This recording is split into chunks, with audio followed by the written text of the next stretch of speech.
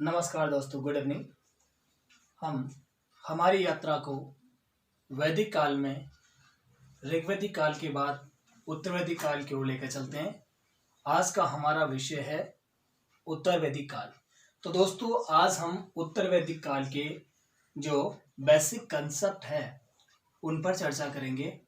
आखिर ऋग्वैदिक काल के बाद में कौन कौन सी चीजें किस स्तर पे सामने आती है, इनके बारे में जानकारी लेंगे।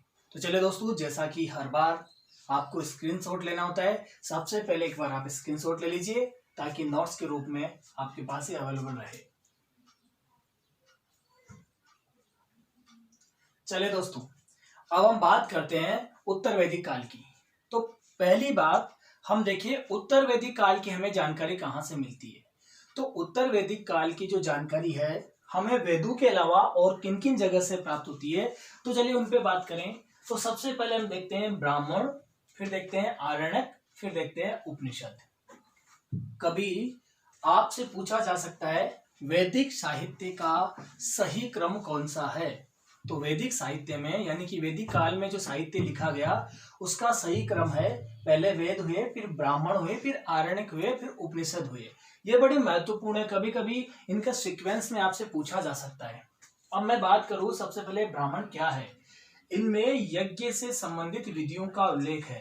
आपसे सीधा प्रश्न पूछ लिया जाएगा, यज्ञ से संबंधित विधियों का उल्लेख निम्न में से किसमें है। तो ब्राह्मण में। अब देखिए, प्रत्येक वेद और प्रत्येक वेद के निश्चित ब्राह्मण हैं। तो चलिए अब हम इस बारे में बात करते हैं कि कौन से वेद का कौन सा ब्राह्मण है।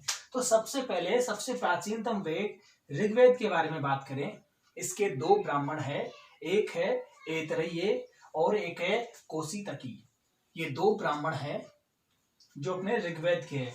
यजुर्वेद के ब्राह्मणों की बात करें तो सतपथ और तैतरेय, ये दो ब्राह्मण ग्रंथ हमारे यजुर्वेद से संबंधित है। सामवेद के तीन ब्राह्मण हैं, पहला पंचविश, षड्विश, जैमिनी। और दोस्तों, अथर्ववेद का एक ही ब्राह्मण है और वो है गोपथ। ये बहुत महत्वपूर्ण चीज है। तो हमने ब्राह्मणों के बारे में जानकारी ली। अब अरण्यक क्या है उसके बारे में जानकारी लेते हैं। तो दोस्तों, अरण्यक वानप्रस्थ आश्रम में यानी कि वानप्रस्थ आश्रम के समय व्यक्ति के द्वारा जो ग्रंथ लिखे गए, वन में बैठकर लिखे गए, उन्हें हम अरण्यक के नाम से जानते हैं। उसके बाद में बात करें उपनिषद के बारे में। यहां से कई महत्वपूर्ण प्रश्न बन जाते हैं। उपनिषद उप, नी और सद तीन शब्दों से मिलकर बना है, जिसका अर्थ होता है समीप ध्यान पूर्वक बैठना। तो किसके समीप ध्यान पूर्वक बैठना? गुरु के समीप ध्यान पूर्वक बैठना। अब आपसे सीधा और ऑब्जेक्टिव प्रश्न पूछा जा सकता है, निम्न में से वेदांग किसे कहते हैं। तो वेदांग बिल्कुल आपके अलग पार्ट रहेगा। और निम्न में से वेदांत किसे कहते हैं। एक शब्द है वेदांग, एक शब्द है वेदांत। तो वेद धन अंत यानी कि वेदों के बाद में लिखी हुई चीजें, तो वेदांत कहते हैं उपनिषदों को। उपनिषदों को किस नाम से जानते हैं? वेदांत के नाम से भी जानते हैं। अब कई बार इनकी संख्या को लेकर कुछ प्रश्न बन जाते हैं। उपनिषदों की संख्या कितनी है? तो बेसिकली हम बात करें तो उपनिषदों की संख्या 108 है, लेकिन महत्वपूर्ण जो उपनिषद है वो 12 माने गए हैं। उनमें ईश, कंठ, केन, प्रश्न, मंडूक, मांडुक्य, छंदोग्य, ऐतरेय, तैत्तिरीय, कौशिकी, वर्धारण्य और मैत्रायणी। ऐसे करके हम 12 जो महत्वपूर्ण जो उपनिषद है उनके बारे में जानकारी लेते हैं। अब यहां से आगे बढ़े और बात करें वेदांग शब्द के बारे में। तो देखिए दोस्तों, वेदांगों की संख्या है 6। वेदांग वेदों के अंग नहीं है, ये महत्वपूर्ण बात है। ये वेदों से संबंधित नहीं है, वेदों के अंग नहीं है। अब वेदांगों की संख्या है 6। शिक्षा और कल्प, इन दोनों को मुख से संबंधित वेदांग माना जाता है। व्याकरण और निरुक्त को नाक से संबंधित वेदांग माना जाता है। और छंद और ज्योतिष को आंख से संबंधित वेदांग माना जाता है। तो इस तरीके से वेदांगों के बारे में हमने जानकारी ली। आगे बढ़े और उत्तर वैदिक काल की कुछ बेसिक जानकारी हम यहाँ जुटाते हैं। उत्तर वैदिक काल में जो आर्य सभ्यता का विस्तार सदानीरा यानी कि गंडक नदी तक हुआ। इसके बाद ये गंगा और यमुना का जो दोआब क्षेत्र है वहां भी पहुंचेंगे, लेकिन सबसे पहले सदानीरा, जिसे अभी गंडक नदी के नाम से जाना जाता है, वहां तक इनका विस्तार हुआ।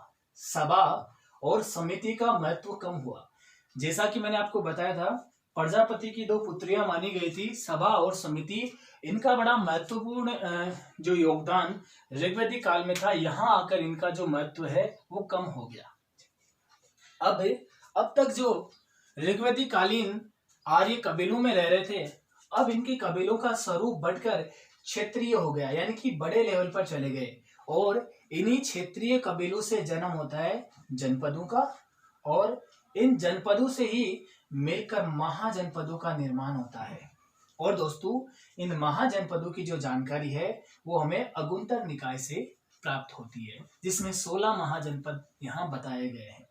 चलिए दोस्तों आगे बढ़े। और एक महत्वपूर्ण चीज जो यहाँ पे घटित हुई, राजा में देवत्व का निरूपण हुआ, यानी कि राजा को देवताओं का प्रतिनिधि के रूप में माना जाने लगा।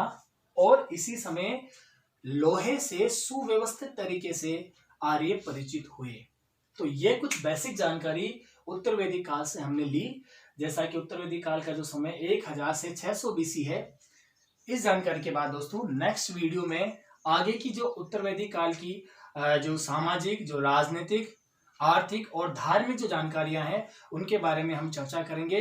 धन्यवाद। बने रहिए आनंदम कोचिंग क्लासेस के साथ में, और इस वीडियो को लाइक, शेयर, सब्सक्राइब चैनल को कीजिए और ज्यादा से ज्यादा लोगों तक भेजिए। धन्यवाद।